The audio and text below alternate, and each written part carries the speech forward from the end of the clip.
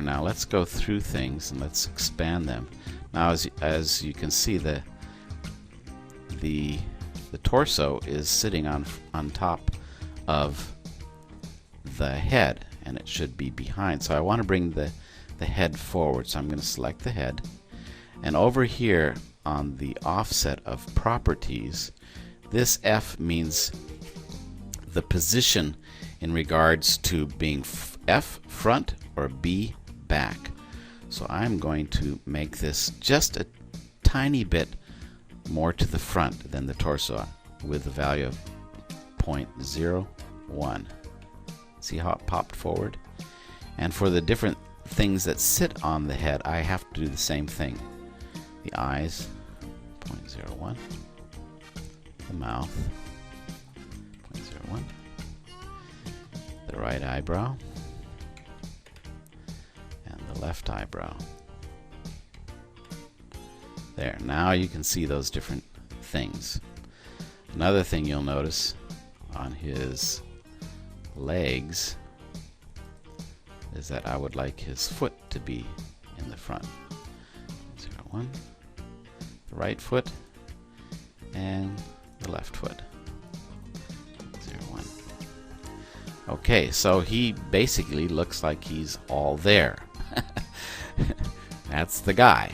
There's a couple more steps, and he's all in the right position, so that's all very nice. One thing I would like to do is I would like to have an overall peg to control the figure. Like if I have the figure on the left side of the screen and I want him to move to the right side of the screen, the entire thing, I would have a peg that's connects all of these in a group.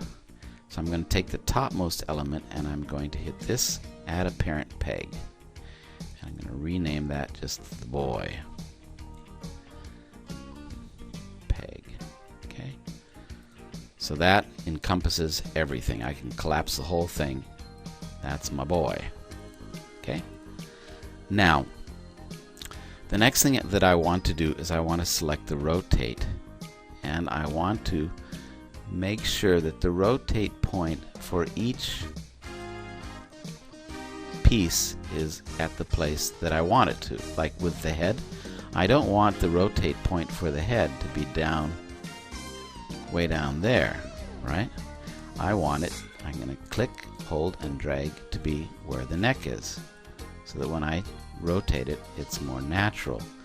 And with each thing, some of these are a little arbitrary, the eyes, the mouth, right eyebrow. Now to really get these right, you kind of put it in the approximate position, and then you can tweak it and get it, you know, more where it should be. The hips, I want the hips to be down there. Okay, so here is the entire character. He's all rigged up and put together. I'm going to collapse this and select the first frame here, do a right click, extend children exposure. I'm going to go to 200 just to extend everything out a little bit more. So at this point you are ready to begin animating. You can take any element and animate it. And the best tool to use for animating is this one. It's called the transform tool over here. This one, the select tool, notice that when I select something, it has these black squares around. When you use the select tool, it will change the position for that element. In other words, if I move his head over to the left, then it will go to the left and it will stay there. It is not used for animating. It is used for positioning and sizing. So I want to use the transform tool. So let's do a simple thing. I'm going to go to the first frame. I'm going to hit the keyboard, the letter I, and you see that puts in a keyframe there. And then I'm going to go over here to frame number 20, and I'm going to grab the rotation handle and move it to the side. Now what happened is it created a new keyframe there by itself, and you see this little gray bar? That means that it has done all the in-betweens from there to there. You see? For the most part, that's how you want things to work. But you can turn off that option so that it doesn't make all those in-between motions automatically.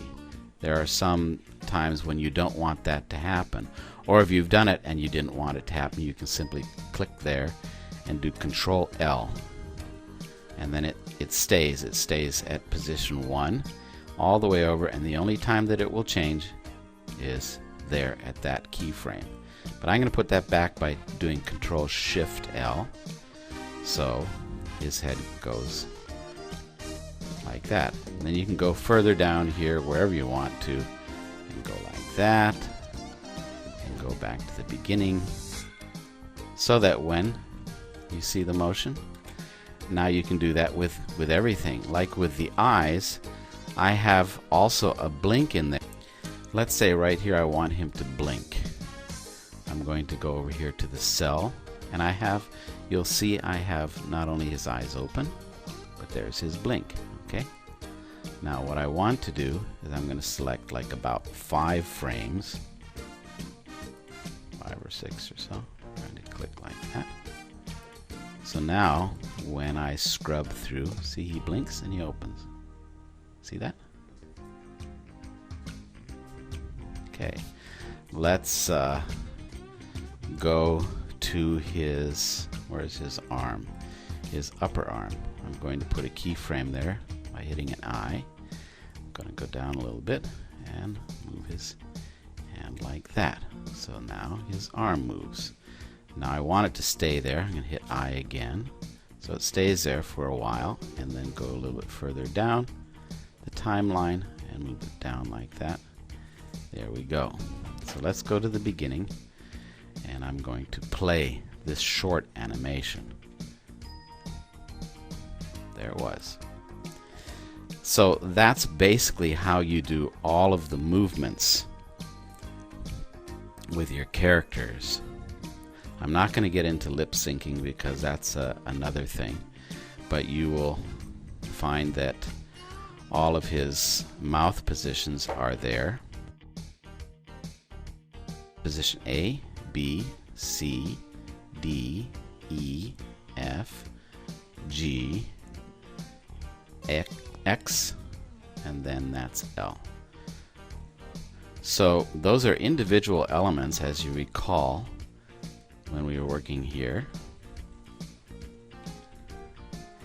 And what the lip syncing does is it makes the character change between those different elements very rapidly according to whatever the audio file dictates. Okay, so I think I'll just stop there. This is the Xara Xtreme Pro integration with Toon Boom Studio, and I hope you've enjoyed watching. Thank you very much.